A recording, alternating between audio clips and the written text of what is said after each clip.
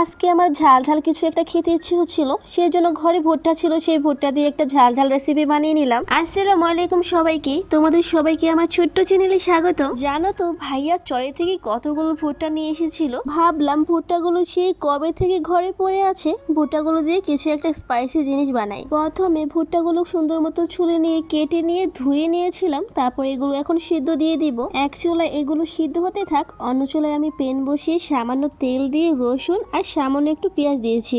এইগুলো একটু ভাজা হয়ে আসলে এখানে টমেটো সস আর সয়া সস দিয়ে দিব। তারপর এখানে সামান্য লবণ আর চিলি ফ্লেক্স আর একটু পানি দিয়ে সুন্দর মতো জিনিসটা কষাবো। কষানোর পরে সিদ্ধ করে রাখা ভুট্টাগুলো এখন সেখানে দিয়ে দিব। ভুট্টাগুলো দিয়ে খুব সুন্দর মতো এগুলো ভুনা করে নিতে হবে। ভুনা করে নেওয়ার পরে শেষে ধনেপাতা দিয়ে দিব। তারপরে সামান্য একটু লেবু চিপড়ে নিব। লেবু চিপড়ে নেওয়ার পরে হয়ে যাবে আমার ঝাঁকানাকা স্পাইসি ভুট্টা রান্না। তো এই ছিল আমার ঝাল ঝাল ভুট্টা রান্না। তো কেমন লাগলো অবশ্যই কমেন্ট করে জানাবে। আজকের মতো এই পর্যন্তই। তোমরা সবাই ভালো থেকো, সুস্থ থেকো। আল্লাহ হাফিজ।